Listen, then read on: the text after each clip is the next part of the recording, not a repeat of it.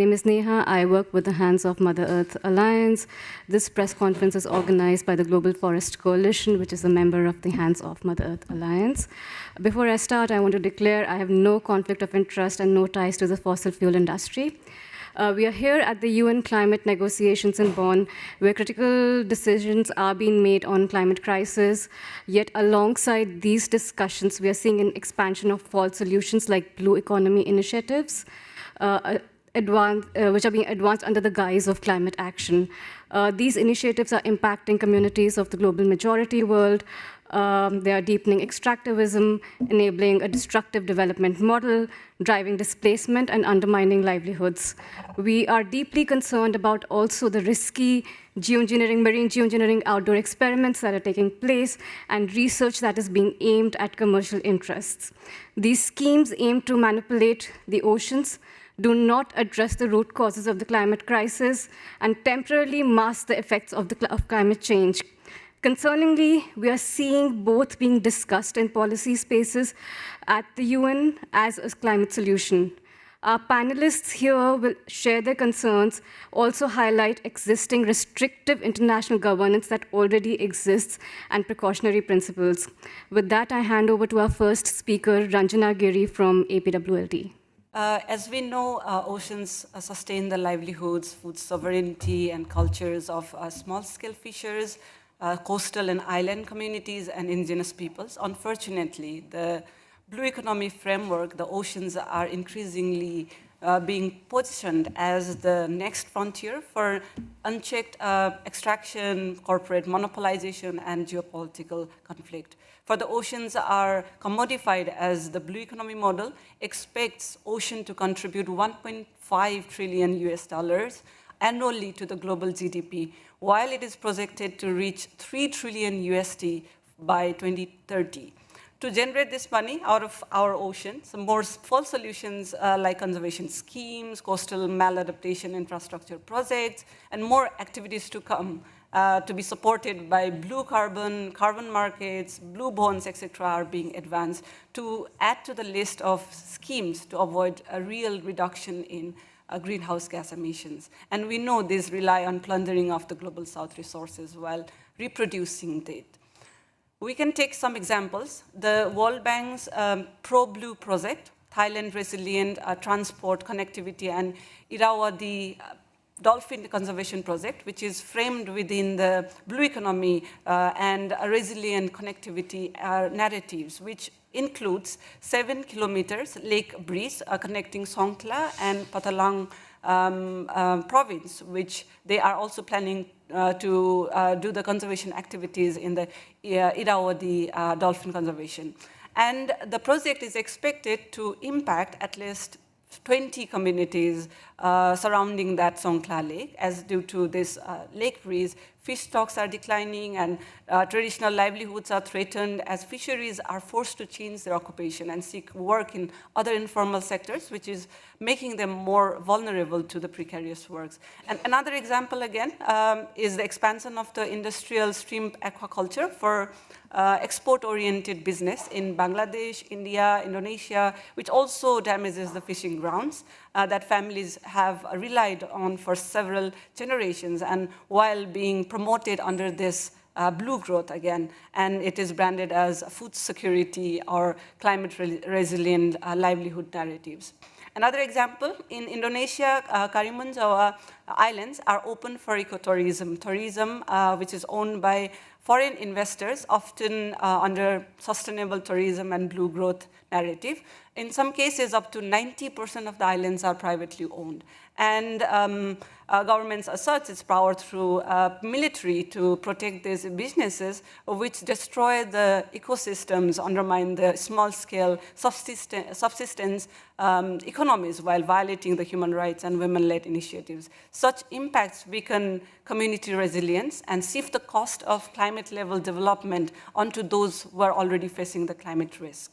And more examples are port expansions, land reclamation, special economic zones, which are transforming coastlines and erasing the livelihoods built on them. And we see this in Colombo port city in Sri Lanka, in Kottupalli port in India, Gwadar port in Balochistan, while Thailand's eastern and southern economic corridors as well. And further, oceans are becoming experimentation site for deep sea mining, marine geoengineering, marine carbon dioxide removal, and other high-risk potential disastrous technologies, and as well as military exercises and nuclear testing, which threatens the marine ecosystems, food sovereignty, and uses ocean as mere dumping site for critical minerals for electric vehicles and nuclear power plant waste. And despite so many evidences on the impacts of blue economy on communities and women, in the Ocean and Climate Change Dialogue, which happened yesterday and day before, it was disheartening to see that the critical issues regarding women, and particularly small-scale fisheries, IPs, and their free prior confirmed consent and right to clean, healthy environment, right to self-determination were not the main agenda there. And no one held the parties accountable for the ongoing and accelerating plundering and destruction, dying of the oceans, and delaying of the transformative action. And instead, more blue economy, more blue carbon, and conservation schemes and carbon markets got the hype, And since international financial institutions, corporations, and conservation actors are the key drivers for shaping this blue economy, isn't at the cost of communities in the global south, we strongly demand holding them accountable while also strengthening the local grassroots movement and resistances. We demand rejection of these blue economy models that accelerate ocean graving, ocean degradation, and false climate solutions. And we demand advancement of just and equitable transition that prioritizes people's needs, food sovereignty, and sustainable livelihoods rather than profit. Thank you. My name is Kwame Bonjo.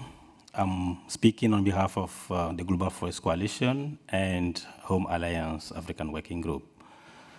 Another color of colonialism, namely blue economy, is expanding and taking control of our ocean and of the people living and depending on the ocean. In addition to industrial fisheries, marine energy, and coastal infrastructures, which are already having a huge impact on coastal communities, blue economy also considers the ecosystem services provided by water bodies, including carbon sequestration. The expansion and intensification of these blue carbon sequestration projects could easily lead to geoengineering technologies, such as ocean alkalinity enhancement, ocean fertilization, and ocean seaweed cultivation for biomass sinking. In 2022, the collaboration between the Center of Climate Repair and Cambridge, CCRC, and the University of Cape Town was disclosed.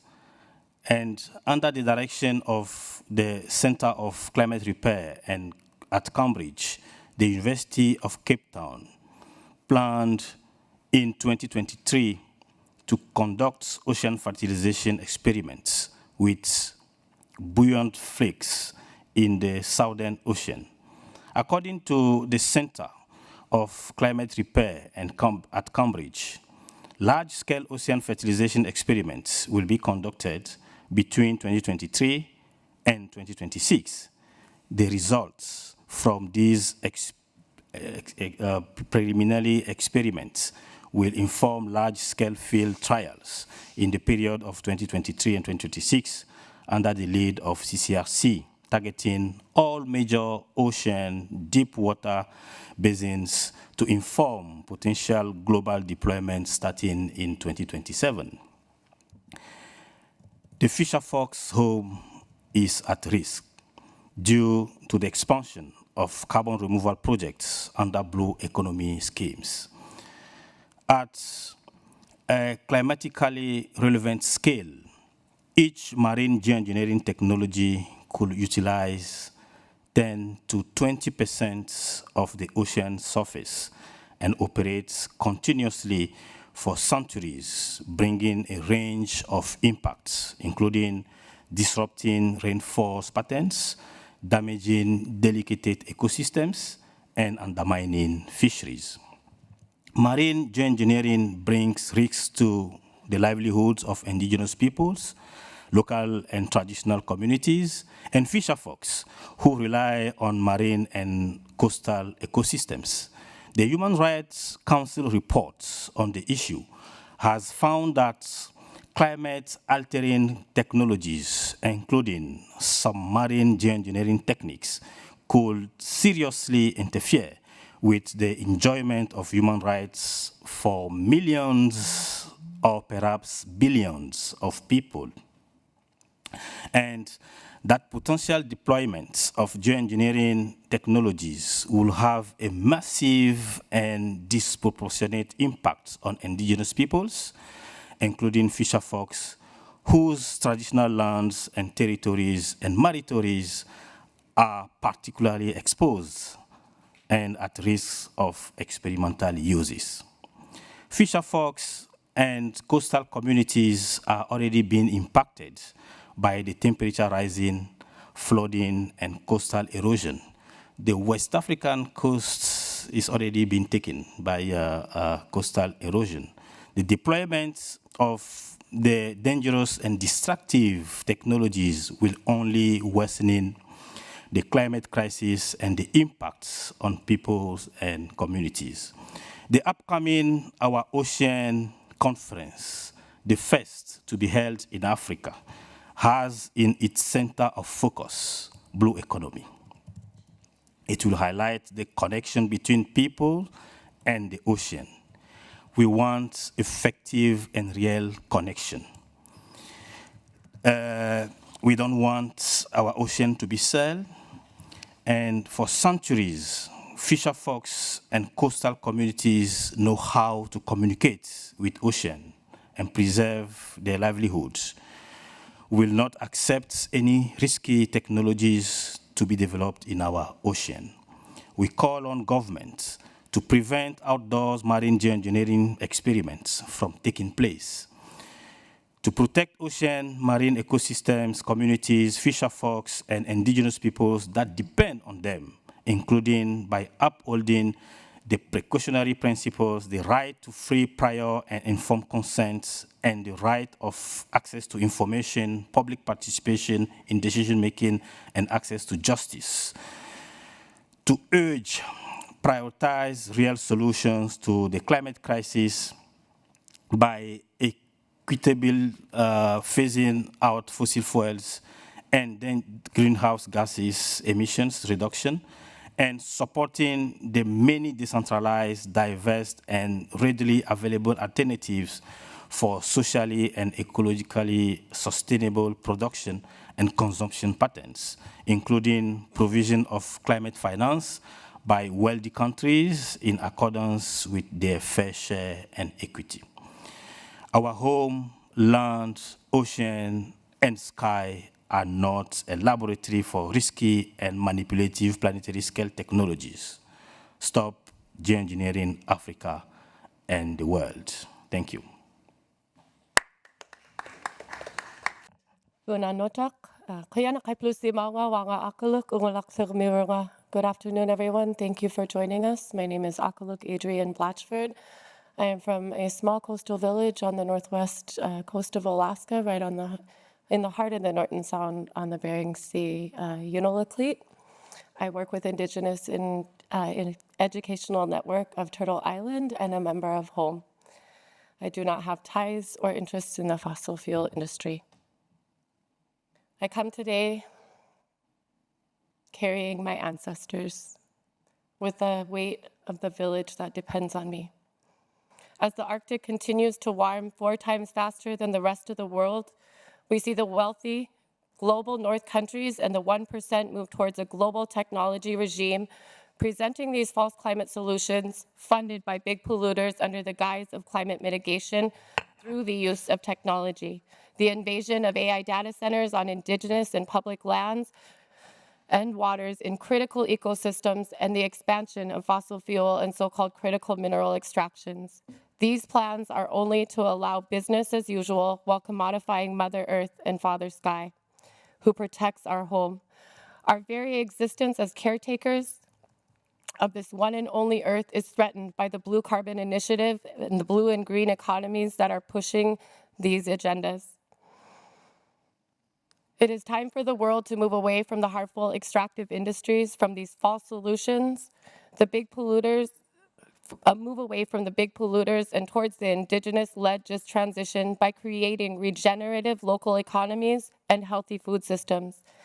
Indigenous peoples are at the forefront of this movement.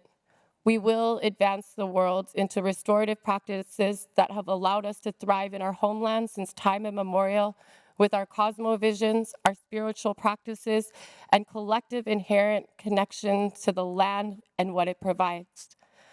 Unlike Western science that has constantly to be tested and proved theories, our traditional knowledge holds truth and a millennia of lived experience where our inherent collective cultural teachings have proven effective. I challenge decision makers to think introspectively beyond technicality in this moment we are in.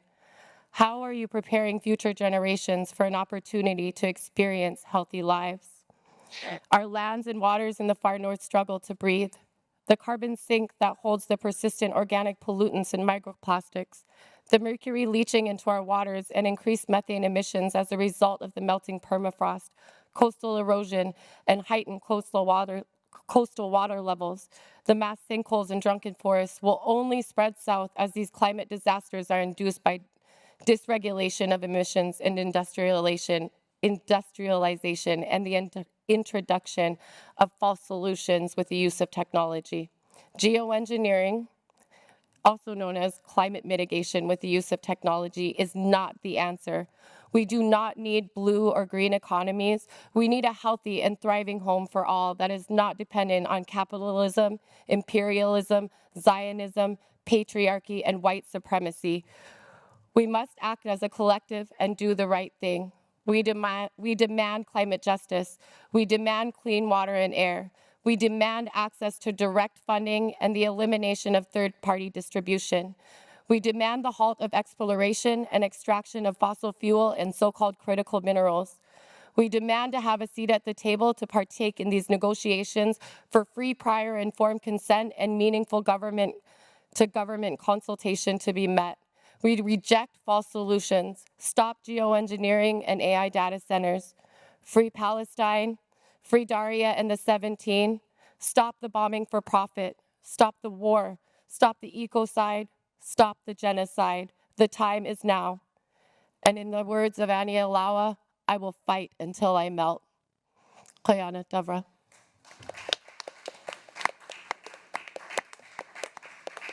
Thank you. My name is Mary Church. I'm from the Centre for International Environmental Law, and I affirm that I do not have ties to the fossil fuel industry.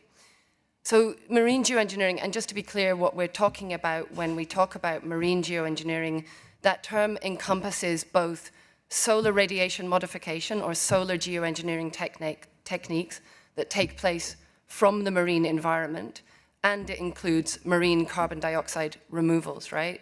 In the course of my comments, I'm focusing mostly on the CDR aspects of marine geoengineering, but it does include both of those categories of approaches. So marine geoengineering proposes intervention at a really unprecedented scale in delicate ocean ecosystems, which are already severely stressed by overexploitation, pollution, and warming from climate change, with potentially grave consequences for communities, ocean biodiversity, food webs, fisheries, and even the ocean's natural capacity to sequester carbon. The false promise of marine geoengineering is a dangerous distraction that risks delaying real, proven solutions to the climate crisis. Far from addressing the climate crisis, these technologies could in fact exacerbate it.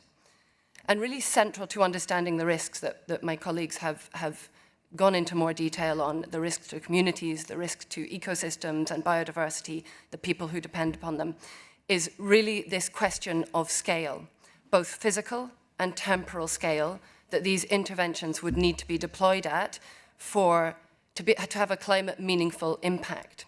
So for 1 gigaton removal, if even could, be done by these techniques, for 1 gigaton of carbon dioxide removals from ocean fertilization and ocean alkalinity enhancement, we're talking about utilizing somewhere between 10 and 20% of the ocean surface, right? That's enormous. The ocean covers 70% of the world's surface, 10 to 20% of the ocean surface for 1 gigaton removal. And then you have to do it year after year after year after year, right? It's not a one-off thing. Direct ocean capture would require processing 9,000 kilometers squared of water through the plants per gigaton removal, and that's at a conservative estimate. And again, we're talking about year after year after year after year. And that processing harms, delicate marine life and basically returns effectively dead water back to the ocean. For the seaweed cultivation for biomass sinking could require an equivalent to a 100-meter belt around the world's coastline for only 0.1 gigaton of carbon dioxide removal. So you see why, the scale is absolutely key to the to feasibility, right? Is it even feasible to conceive of deploying these industries at such a scale? And then, if it were possible to deploy at such a scale, the immense harm that they would do for communities and ecosystems.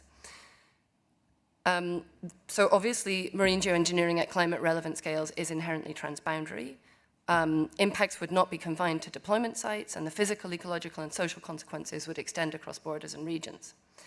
Marine CDR technologies have not been proven effective in the long-term removal and storage of CO2.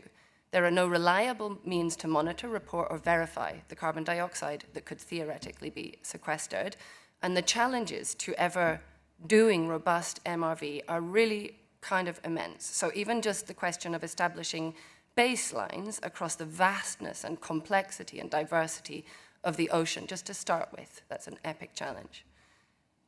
We are therefore really concerned about the growth in outdoor marine geoengineering experiments, marine CDR experiments, many of which are already pre-selling carbon credits, clearly driven by the voluntary carbon markets, and risking being legitimized by the Paris Agreement, Article 6.4 mechanism, and the at times ambiguous focus on blue carbon frames and ocean mitigation in this process. And indeed, the UN World Ocean Assessment report that was published this week emphasizes that the integration of marine carbon dioxide removals into carbon markets is integral to its success. So this process must not legitimize activities that are already subject to precautionary decisions under other conventions. And not only is marine geoengineering subject to the long-standing and repeatedly reaffirmed de facto moratorium on geoengineering at the Convention on Biological Diversity, but it is also regulated under the London Convention and London Protocol, which prohibits ocean fertilization deployment and is looking at regulating a further 4 techniques. And both of these regimes, importantly, exclude specific, so they both have sort of caveats for certain research studies, and the London Convention, London Protocol has a legitimate scientific research framework, but both of these regimes effectively exclude carbon credits, projects that sell carbon credits from going ahead. And then we also have the recent advisory opinions from ITLOS and the ICJ that make very clear that states have obligations under international law not only to protect the oceans from the drivers and impacts of climate change, but they underscore that states must interpret their obligations under international law harmoniously, and that they must adopt a precautionary approach. And specifically with regard to risky and speculative unproven technologies like marine CDR, ITLOS cautions that marine geoengineering would be contrary to UNCLOS if it had the consequence of introducing pollutants to the marine environment or transforming one form of pollution into another. So parties in this regime and others must uphold this precautionary governance framework. They must prioritize proven approaches that reduce the risk of harm by addressing the root causes of the climate crisis. And central to this is a rapid, just, and equitable phase out of fossil fuel production and use. Thank you. Thank you, Mary. I now open the floor for any questions.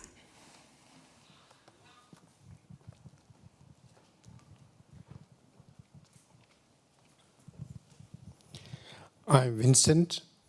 I'm a child from ocean, and my expertise, my doctorate is on sustainable fishing. So I join you all in making certain demands. One, marine-based geoengineering should be banned completely. Without doing EAA, renewable energy from the ocean should be banned. In the name of just a transition, the subsidy that is given to the artisanal fishers for the use in their inboard and outboard engine shouldn't be cancelled. Fishers have to have the participation in the management and the use of the sea at least up to contiguous zone, if possible up to exclusive economic zone. And I make just one question to you. Are there accurate systems to measure blue carbon for the development of blue carbon markets? They speak about blue carbon markets. Do they have accurate system to measure this? Thank you.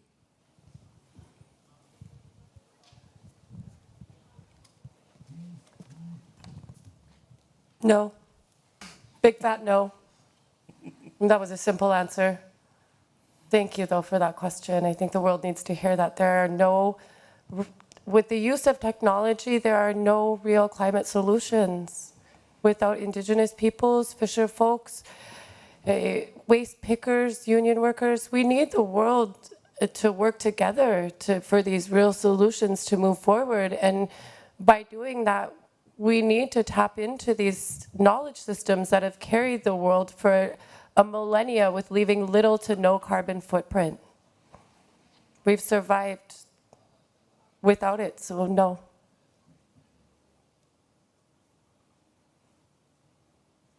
I saw another hand out there. Thank you. My name is Bart Verheggen. I'm from the Dutch Meteorological Institute and part of the Dutch delegation here. Regarding the use of terminology, Mary Church, you clarified indeed the term geoengineering to refer to both carbon dioxide removal, CDR, and solar radiation modification, SRM. I would actually encourage to not use the term geoengineering to refer to both these classes of approaches, given that they're so different in how they intend to tackle or not quite tackle climate change, if you wish, and a very, very different risk profile. The IPCC, the Intergovernmental Panel on Climate Change, has already in their latest report 5 years ago moved away for these reasons in using the term geoengineering to refer to these very, very different classes of approaches. So I would caution against using the term geoengineering to refer to things ranging from planting trees to spraying sulfur in the stratosphere. I mean, there's such wildly different approaches that one term to encompass all is, I think, not fruitful for the debate. It's too confusing, so to speak. Thank you.